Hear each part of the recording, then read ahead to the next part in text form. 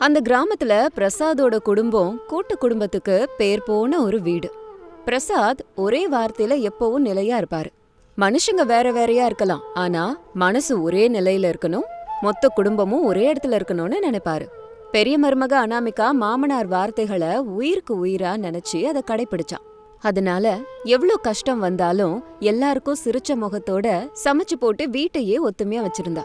ஒரு நாள் மத்தியானம் அனாமிகா சமைச்சதை எல்லாரும் சாப்பிட்டுக்கிட்டு, அடடே அம்மா அனாமிகா, இன்னைக்கு நீ சமைச்சது அமிர்தம் மாதிரி இருக்கு. எங்க அம்மா சின்ன வயசுல இப்படிதான் சமைப்பாங்க.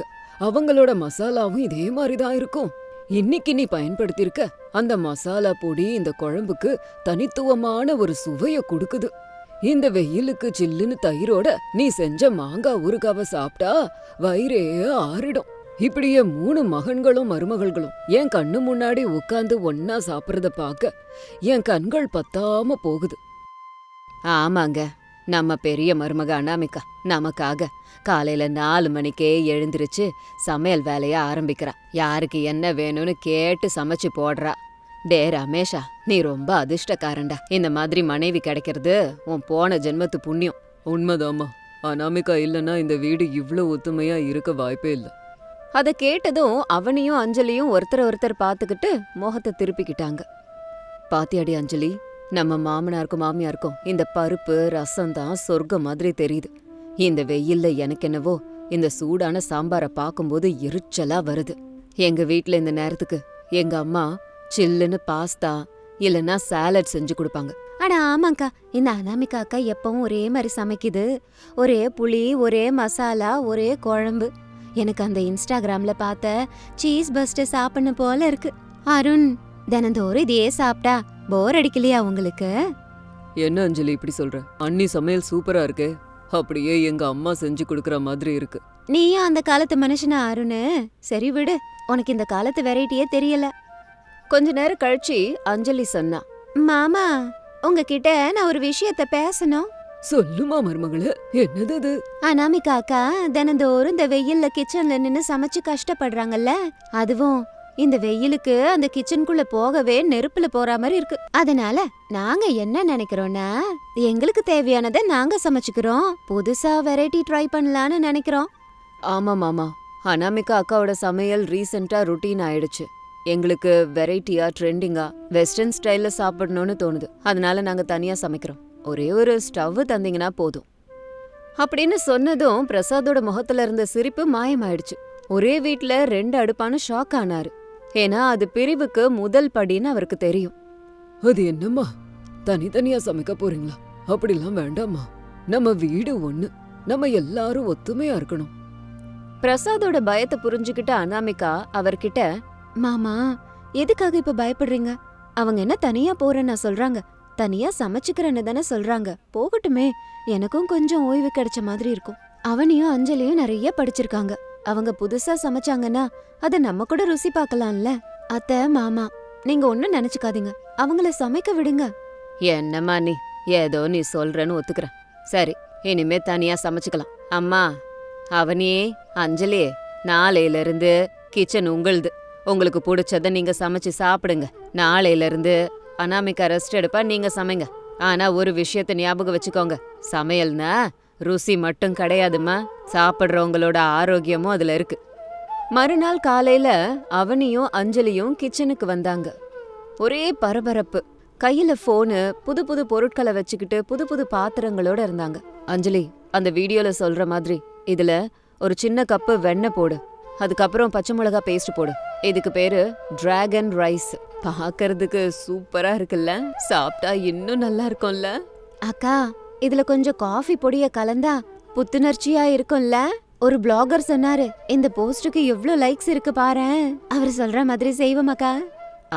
போடு போடு. அனாமிகா அக்கா நம்ம கையில சமைச்சதை சாப்பிட்டு ஷாக் ஆகணும். நம்ம சாப்பாடு இன்னைக்கு வேற லெவல்ல இருக்க போகுது. அதை சாப்பிட்டுட்டு எல்லாரும் டெய்லி நம்மளையே சமைக்க சொல்ல போறாங்க பாரு.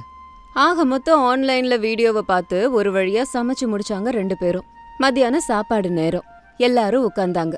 டேபிள்ல விதவிதமான கலர்ல சாப்பாடு இருந்தது. ஒரு பவுல்ல கருப்பு சாப்பாடு, இன்னொரு பவுல்ல பச்சை கலர்ல கிரேவி இருந்தது.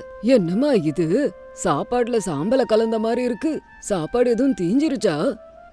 இல்ல மாமா, அது தீயல, அது டிஃப்ரெண்ட் ஃப்ளேவர் ரைஸ். டேஸ்ட் பண்ணி பாருங்க, ரொம்ப நல்லா இருக்கும் அதோட ருசி. உங்களுக்கு புது ஃபீலிங் இருக்கும். இப்ப இதுதான் ட்ரெண்டிங்ல இருக்கு. ரமேஷ் அவனையும் அஞ்சலியும் சமைச்சதை சாப்பிட்டுட்டு இப்படி சொன்னான். ஐயோ, என்னது இது? இது இப்படி இருக்கு? உப்பு போட மறந்துட்டீங்களா என்ன? அதை கேட்டதும் அவனே சுரேஷை பார்த்தான். சுரேஷ் சாப்பிட்டு பார்த்து, நல்லா தானே இருக்கண்ணா, கொஞ்சம் டிஃப்ரெண்டா இருக்கு, அவ்வளோதான். கொஞ்சம் கொஞ்சமா நமக்கு இந்த சாப்பாடு பழக்கமாயிடும் அப்படின்னு சொன்னாலும் சுரேஷால கூட அதை சாப்பிடவே முடியல. அம்மா அவனே, கீரையில போய் யாராவது இவ்ளோ மசாலா போடுவாங்களா? கீரை வாசனை போய் மொத்த கீரையிலயும் மசாலா வாசனை மட்டும்தான் வருது. அத்த, அது ஹெர்பல் மசாலா, ஆரோக்கியத்துக்கு ரொம்ப நல்லது. நீங்க சாப்பிடுங்க, ஒன்னும் ஆகாது. ரொம்ப நல்லா இருக்கு அஞ்சலி, நல்லா இருக்கு அவனி. தினம் செஞ்சுட்டே இருந்தீங்கன்னா நீங்க சமையல நல்லாவே பண்ணுவீங்க. என்ன ஒண்ணு அப்பப்ப கொஞ்சம் ட்ரெடிஷ்னல் சாப்பாடையும் செய்ய கத்துக்கோங்க. அன்னையில இருந்து பிரசாத் வீட்ல சாப்பாடு நேரம் ஒரு தண்டனை நேரமாச்சு. அவனையும் அஞ்சலியும் தினந்தோறும் ஏதாவது ஒண்ணு புதுசா பண்ணிட்டு இருந்தாங்க. ஒரு நாள் பீட்சா தோசை, இன்னொரு நாள் சாக்லேட் பரோட்டா, இப்படி விதவிதமான சாப்பாடுங்கிற பேர்ல வீட்ல உள்ளவங்கள தண்டிச்சிட்டு இருந்தாங்க. ஆனா பிரசாத், சாரதா தன்னோட மருமகள்கள் வருத்தப்படக்கூடாது, அவங்க மனசு கஷ்டப்படக்கூடாது அப்படிங்கறதுக்காக நல்லா இருக்குன்னு சொன்னாங்க. அனாமிகா இது எல்லாத்தையும் கவனிச்சுட்டே வந்தா. ஒரு வாரம் அப்படியே போச்சு. வெயில் இன்னும் அதிகமாச்சு. மத்தியானம் சாப்பாட முடிச்ச பிரசாதுக்கு திடீர்னு ஒரு பிரச்சனை வந்துச்சு. திடீர்னு அவரு வாமிட் பண்ண ஆரம்பிச்சுட்டாரு. சாரதா, வயிறு ரொம்ப கராமுரான்னு சொல்லிக்கிட்டு இருக்கு. இதுக்கு முன்னாடி சாப்பிட்ட அந்த சீஸ் மசாலா ஒத்துக்கல நினைக்கிறேன். வாந்தி எடுத்துட்டேன். ரொம்ப களைப்பா இருக்குமா. ஐயையோ, உங்களுக்கு என்னங்க ஆச்சு? அனாமிகா, ரமேஷா, கொஞ்சம் சீக்கிரம் வாங்கடா. அம்மா அனாமிகா, மாமாக்கு என்ன ஆச்சுன்னு கொஞ்சம் பாரு. கவலைப்படாதீங்க, டென்ஷன் ஆகாதீங்க மாமா. என்னங்க, மாமாவை கொஞ்சம் உள்ள கூட்டிட்டு போங்க. அவனே, அஞ்சலி, கொஞ்சம் சில்லுன்னு தண்ணி கொண்டு வரீங்களா? அவனையும் அஞ்சலியும் பயந்து போய் நின்னுட்டு இருந்தாங்க. அவங்க செஞ்ச சமையலாலதான் மாமனாருக்கு உடம்பு இப்ப சரியில்லைன்னு நினைச்சிட்டு இருந்தாங்க. அக்கா, மாமாக்கு எதுவும் ஆகாதுல்ல? நாங்க வெரைட்டியா இருக்கட்டும்னு தான் அப்படி பண்ணோம். ஆனா எங்க சமையலால மாமாக்கு இப்படி நடக்கும்னு நாங்க எதிர்பார்க்கல. ஆமாக்கா, அந்த வீடியோவை பார்த்து எல்லாத்தையும் கரெக்டான அளவுதான் போட்டோம். ஆனா ஏன் இப்படி ஆச்சுன்னு எங்களுக்கும் புரியலக்கா. நீங்க கவலைப்படாதீங்க, நான் இப்பவே போய் மிளகு ஜீரகம் ரசம் வச்சு கொண்டு வரேன். அத்தை, நீங்க மாமாவோட வயித்து மேல தண்ணி தொட்டு ஒத்தடம் கொடுங்க. இந்த வெயிலுக்கு அந்த ஹெவி மசாலா சீஸ் இதெல்லாம் ஒத்துக்காம போயிடுச்சு. அனாமிகா 2 நிமிஷத்துல கிச்சனுக்கு போய் மிளகு ஜீரகம் ரசம் வச்சான். ரசத்தோட வாசனை வெளியில வீசுச்சு. அத பிரசாத குடிக்க வச்சான். ரசம் குடிச்சதுக்கு அப்புறமா பிரசாதுக்கு நல்லா ஆயிடுச்சு. அம்மா அனாமிகா, என் உயிரை இன்னைக்கு காப்பாத்திட்டமா. இந்த ரசத்தை மட்டும் நான் குடிக்கலன்னா இன்னைக்கு நான் காலி. உன் கையில ஏதோ மகிமை இருக்குமா. பிரசாத் குணமானாரு. ஆனா அன்னைக்கு சாயந்தரம் கிச்சன்ல அவனையும் அஞ்சலியும் சோகமா உட்கார்ந்திருந்தாங்க. அவங்க சமைச்ச சாப்பாடுல மிச்சம் இருந்தத அவங்க டேஸ்ட் பண்ணி பார்த்தாங்க. சி, அஞ்சலி, உண்மையிலே இது நல்லால. டேஸ்ட் இவ்ளோ கேவலமா இருக்கு. இவ்ளோ நாள் நம்ம வீடியோவிலயும் ஆன்லைன்லயும் பார்த்து ஏதேதோ சமைச்சுக்கிட்டு இருந்தோம். ஆனா நமக்கு சுட்டு போட்டாலும் சமையல் வராதுன்னு இன்னைக்கு புரிஞ்சுது. ஆமாங்கா, அனாமிகா அக்கா சமையல நம்ம சேர்ந்து கிண்டல் பண்ணோம். ஆனா அவங்க சமையல்ல ஒரு மருந்து இருக்கு, நம்ம சமையல்ல வெறும் முயற்சி தான் இருக்கு. இப்ப என்ன பண்ணலான்னு அனாமிகா அக்காவே கேப்போம், வா. அவனையும் அஞ்சலியும் தோட்டத்துல இருந்து அனாமிகா கிட்ட வந்தாங்க. அக்கா, எங்களை மன்னிச்சிருக்கா. நாங்க கண்ணா பின்னான்னு கண்டபடி சமைச்சோம். ஒரு வாரமா எல்லாரும் சாப்பிட்டீங்க. அது நல்லா இல்லன்னு ஒரு தடவை கூட சொல்லலையே. ஏன்கா, உண்மையிலே உங்களுக்கு பிடிச்சிருந்ததா? அவனே, அஞ்சலி, நீங்க செஞ்ச சமையலை விட உங்க மேல எனக்கு அன்பு அதிகம். அதுதான் அது என்ன சாப்பிட வச்சது. நீங்க எவ்வளவோ கஷ்டப்பட்டு அந்த அனல்ல சமையல் அறையில எங்களுக்காக ஏதோ வெரைட்டியா பண்றோன்னு முயற்சி பண்றீங்க. உங்க முயற்சிய நாங்க பாராட்டினோம். சமையல்ல ருசியில பிரச்சனை இருக்கலாம், ஆனா உங்க அன்புல ஒரு குறையும் இல்லையே. ஆனா அக்கா, மாமா இப்படி வாந்தி எடுத்துட்டு இருக்காரே, அவரு கூட எதுவும் சொல்லல பாருங்க. மாமா நம்ம 3 பேரையும் சொந்த மகள்கள் மாதிரி பாத்துக்கிறாரு. நம்ம என்ன செஞ்சு கொடுத்தாலும் அது அவரை அமிர்த மாதிரி நினைச்சு சாப்பிடுறாரு, அவ்வளவுதான். ஆனா சமையல் அறைனா வெறும் ருசி மட்டும் இல்ல, ஆரோக்கியத்தையும் சேர்த்துதான் நம்ம கொடுக்கறோம். இந்த சூடுக்கு நம்ம உடம்பு என்ன கேக்குதோ அததான் நம்ம சமைச்சு சாப்பிடணும். அப்பதான் அது உண்மையான சமையல் ஆகும். நீங்க இன்னைக்கு சமைக்காம இருக்கலாம், ஆனா என்னைக்காவது என்னை விட நல்லாவே சமைப்பீங்க. அக்கா, உனக்கு எவ்வளவு பெரிய மனசு. இதெல்லாம் நாங்க கத்துக்கணுங்கா. உன் சமையல் நல்லா இருக்குன்னு சொல்லி நாங்களே தேவையில்லாத பிரச்சனை பண்ணோம். எங்க தப்ப நாங்க புரிஞ்சுக்கிட்டோம். நம்ம ஒரே அடுப்புல சமைச்சுக்கலாம்க்கா. ஆமாங்கா, தனித்தனியா சமைக்கிறதுனால எங்க நம்ம எல்லாரும் தனித்தனியா ஆயிடுவோமோன்னு மனசுல பயம் வருது. எங்களுக்கு மறுபடியும் உன் சமையல் தான் வேணும். தயவு செஞ்சு நாளையில இருந்து சமைக்கா. சரிடாமா, நாளையில இருந்து நம்ம ஒன்னா சேர்ந்து சமைக்கலாம். அவனி, நீ டெக்கரேஷன் நல்லா பண்ணுவல்ல, சமைக்கும் போது நீ எனக்கு ஹெல்ப் பண்ணு. அஞ்சலி, உனக்கு புது புது டிஷ் ட்ரை பண்ணணும்னு தோணும்ல, நம்ம பழைய ட்ரெடிஷனல் சாப்பாடுக்கு புதுசா ஏதாவது ட்ரை பண்ணலாம். நம்ம சமையலறை நம்ம ஊர்லயே பெஸ்டா இருக்கணும். மறுநாள் மத்தியானம் மறுபடியும் அந்த வீட்ல சந்தோஷம் வந்துச்சு. 3 மருமகள்களும் சமையலறையில வேலை செஞ்சாங்க. அனாமிகாவோட சூப்பர்விஷன்ல அவனே காய்கறிய கட் பண்ணா, அஞ்சலி மசாலா அடிச்சான். அப்போ பிரசாத் கிச்சனுக்குள்ளார வந்தாரு. ஆஹா, இந்த காட்சிய பார்க்க எனக்கு 2 கண்கள் போதாது. என் மருமகள்கள் 3 பேரும் ஒரே கிச்சன்ல சமைச்சுக்கிட்டு இருக்காங்களே. ஆமாங்க, அனாமிகாவோட விவேகம்தான் அவங்க எல்லாரையும் இப்போ ஒன்னு சேர்த்திருக்கு. கிச்சன் ஒன்னா இருந்தா குடும்பம் ஒன்னா இருக்கும். அனாமிகா, இன்னைக்கு என்ன ஸ்பெஷல்? இன்னைக்கு நாங்க 3 பேரும் சேர்ந்து சமைச்சிருக்க ஸ்பெஷல் பாலக்கீரை கூட்டு, மோரு, தயிர், அது கூட அஞ்சலி செஞ்ச ஸ்பெஷல் சலாது. ஆஹா அண்ணி, நீங்க சொல்ற லிஸ்ட பார்த்தா இப்பவே பசிக்குதே. அவனி, நீ ஹெல்ப் பண்ணியா இல்லனா பாத்துட்டு அப்படியே நின்னுட்டு இருந்தியா? இன்னைக்கு நான் எல்லா வெஜிடபிளும் கட் பண்ணி கொடுத்தேன். அனாமிகாக்கா பக்கத்துல இருந்தா எல்லாமே அமிர்த மாதிரி ருசிக்கும்னு இப்ப தெரியுது. அஞ்சலி, இன்னைக்கு உன் இன்ஸ்டாகிராம்ல லைவ் எதுவும் போடலையா? போட்ட அருண், ஆனா இன்னைக்கு டைட்டில நான் மாத்திட்டேன். அனாமிகா அக்கா கைமணம் அசல் ஆரோக்கிய உணவுன்னு போட்டேன். லைக்ஸ் எல்லாம் கூட நிறைய வர ஆரம்பிச்சிருச்சு. அன்னையில இருந்து பிரசாத் வீட்ல பழைய புன்னக சிரிப்பு சத்தம் கேட்க ஆரம்பிச்சது. 3 மருமகள்களும் ஒரே சமையல் அறையில பந்தத்தை பெருக்கிக்கிட்டாங்க. வெயில் பயங்கரமா இருந்தாலும் அவங்க வீடு ஆனந்த சோலைவனமாச்சு. குடும்ப பந்தம் எப்படி இருக்கணுங்கிறத அனாமிகா எல்லாருக்கும் சொல்லி கொடுத்தா. அனாமிகா, நீ எங்க வீட்டுக்கு வந்த மகாலட்சுமிமா. உன்னோட விவேகத்தால யாரையும் காயப்படுத்தாம இந்த வீட்டை ஒத்துமையாக்குன பாரு. இந்த சமையலறை எப்பவும் இதே மாதிரியே இருக்கணும். மாமா, நான் வெறும் நீங்க சொன்ன ஒன்னா இருக்கணுங்கிற மந்திரத்தை தான் ஃபாலோ பண்ணேன், அவ்வளவுதான். எல்லாரும் சேர்ந்து சமைச்சா அதுல இருக்கிற ருசியே வேற. கொஞ்ச நேரத்துல சமையல்லாம் முடிஞ்சது. எல்லாரும் சாப்பிடுறதுக்கு டைனிங் டேபிள்ல வந்து உட்கார்ந்தாங்க. சமையல் சூப்பரா இருக்கறத பார்த்து பிரசாதும் சாரதாவும் ரொம்ப சந்தோஷப்பட்டாங்க. சாப்பாடு மூலமா ஒரு குடும்பத்தையே ஒன்னு சேர்க்க முடியும் அப்படிங்கிற உண்மைய அனாமிகா இன்னைக்கு எல்லாருக்கும் புரிய வச்சிருக்கா.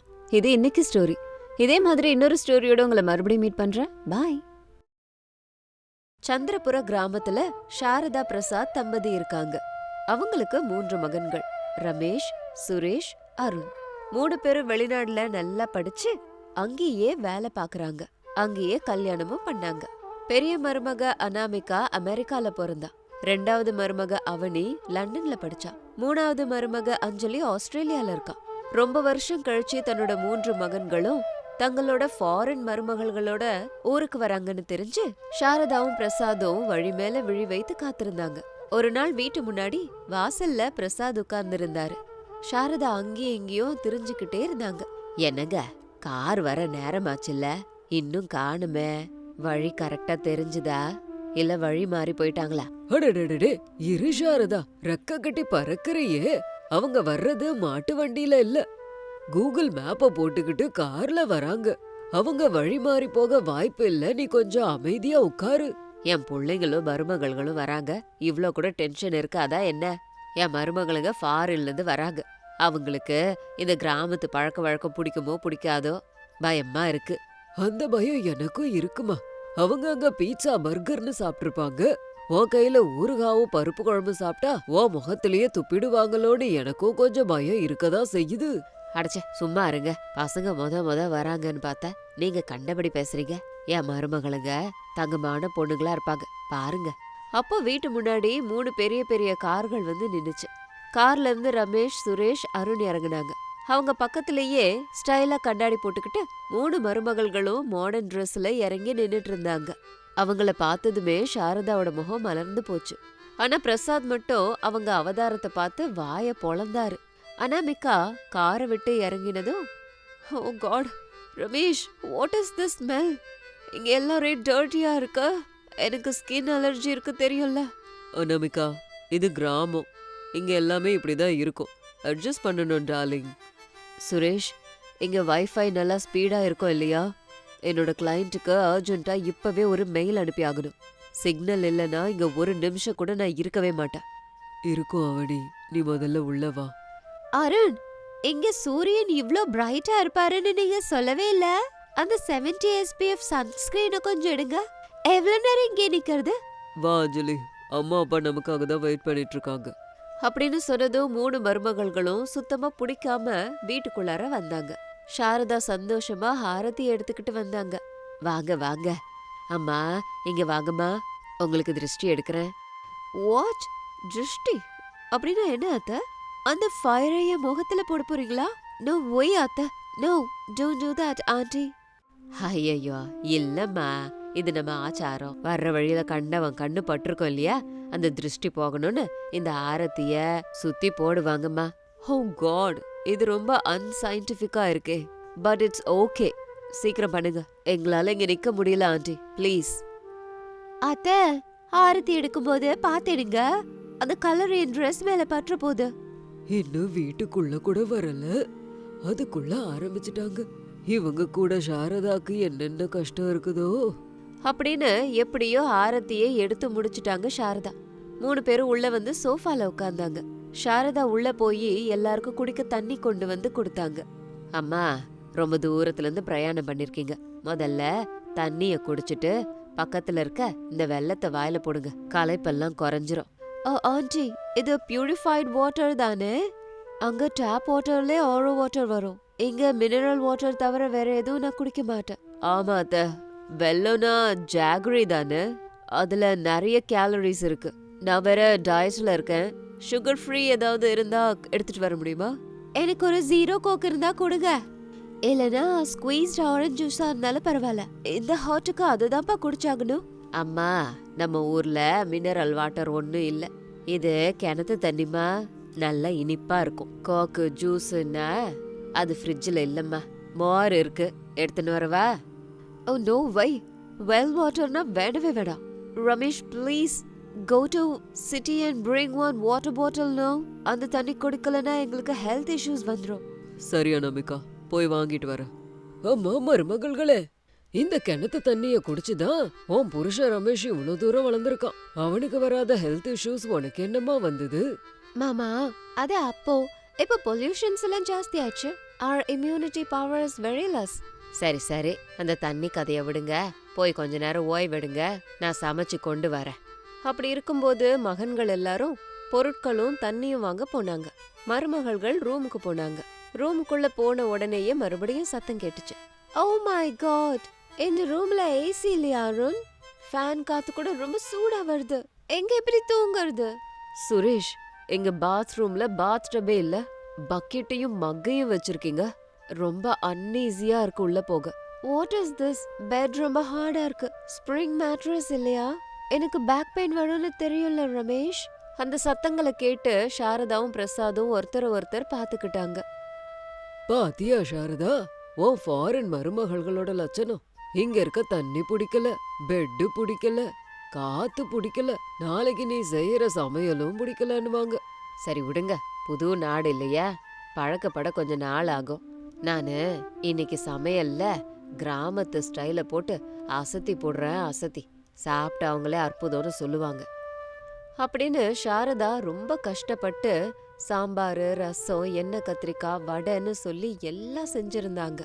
மத்தியான சாப்பாடுக்கு எல்லாரையும் கூப்பிட்டாங்க. டைனிங் டேபிள் மேல இருந்த விதவிதமான சாப்பாடை பார்த்து சந்தோஷப்பட்டாங்க. ஆனா மருமகள்கள் பிளேட்ட ரொம்ப இஷ்டம் இல்லாம பார்த்தாங்க. Oh no, so many items. But அத்தை, இதுல ஆயில் எவ்வளவு கான்டென்ட் போட்டிருக்கீங்க?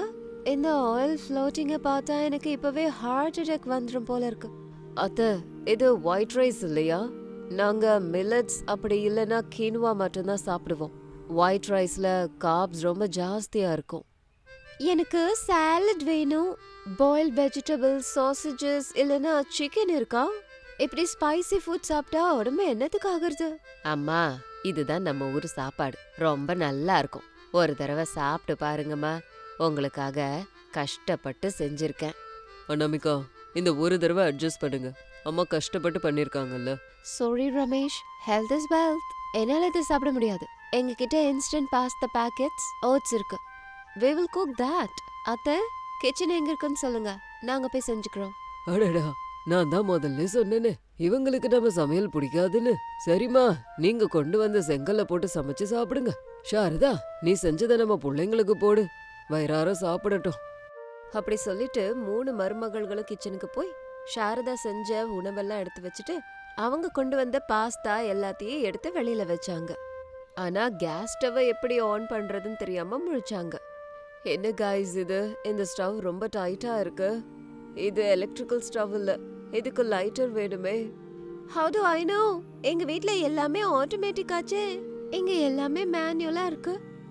ஓ அத்தை, where are you? Help us. Help பண்ணுங்க.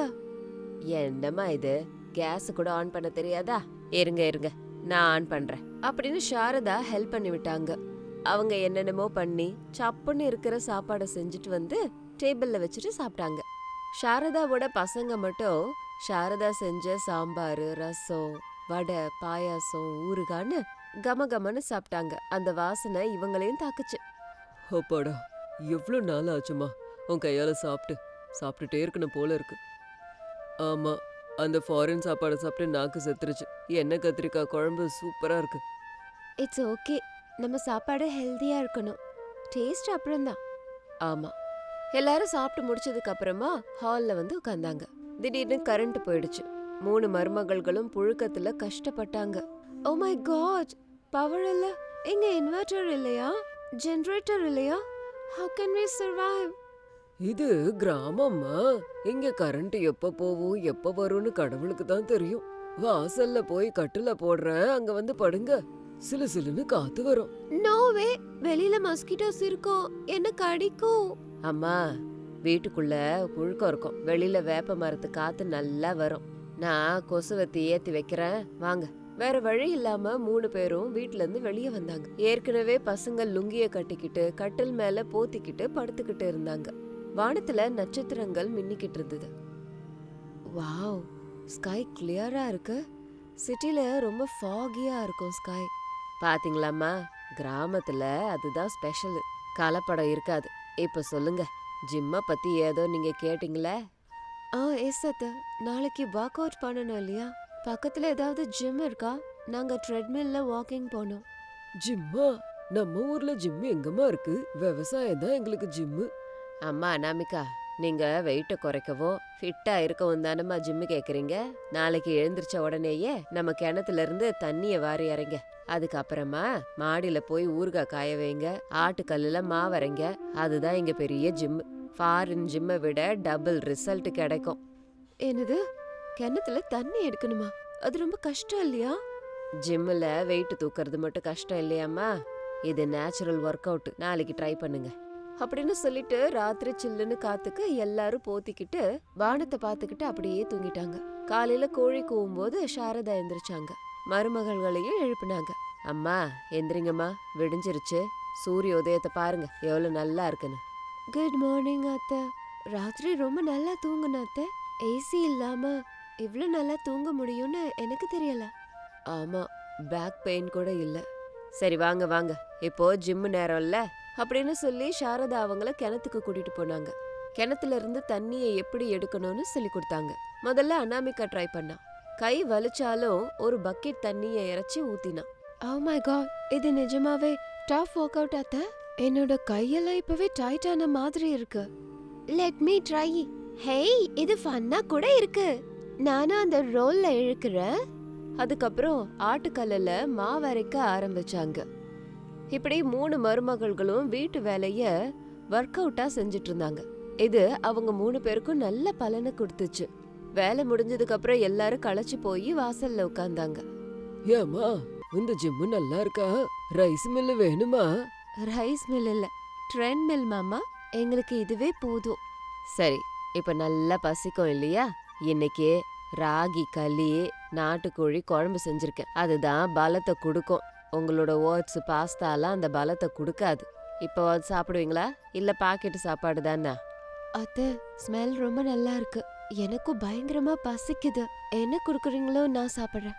ஆமா அத்தை, ஓட்ஸ் சாப்பிட்டு சாப்பிட்டு போர் அடிக்குது. இன்னைக்கு உங்களோட சாப்பாடு சாப்பிட போறோம் அப்படின்னு சொன்ன உடனேயே சாரதா எல்லாருக்கும் இலையில சுட சுட ராகி களிய வச்சு நாட்டுக்கோழி குழம்பு ஊத்துனாங்க. அனாமிகா, அவனே, அஞ்சலி முதல்ல பயந்துகிட்டே சாப்பிட்டாங்க. ஆனா முதல் வாயில வச்சதோ அவங்களுக்கு ஒரே ஆச்சரியமா இருந்தது. ஓ மை காட், இவ்ளோ டேஸ்டா இருக்கு. அத்தை, you're a great cook. மாமா, நீங்க சொன்னது ட்ரூ தான். இவ்ளோ நல்ல ஃபுட்டை மிஸ் பண்ணிட்டோம்.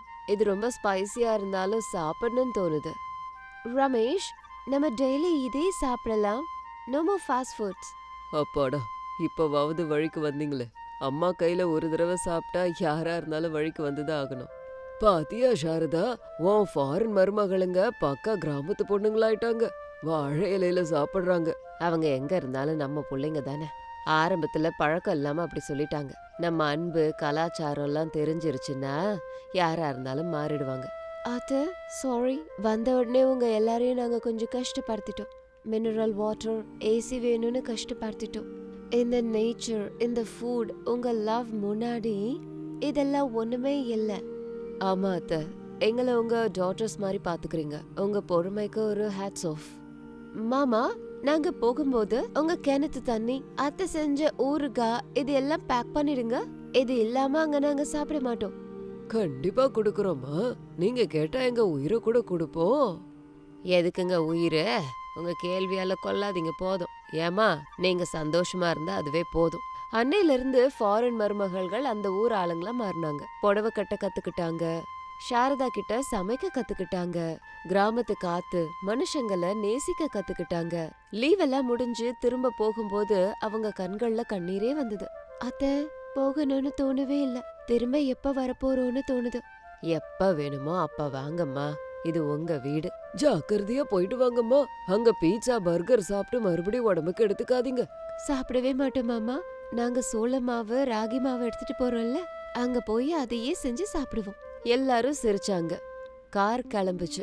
ஃபாரின் மருமகள்கள் கிராமத்து ஞாபகங்களோட, மாமியார் அன்போட, கனத்த இதயத்தோட கிளம்பி போனாங்க. சாரதாவும் பிரசாதும் திருப்தியா அவங்கள அனுப்பி விட்டாங்க. பழக்கம் வேற வேறையா இருந்தாலும் அன்பை காட்டுனா எதை வேணா மாத்தலாம் நிரூபிச்சுட்டாங்க. இது இன்னைக்கு ஸ்டோரி. இதே மாதிரி இன்னொரு ஸ்டோரியோட உங்களை மறுபடியும் மீட் பண்றேன். பாய்.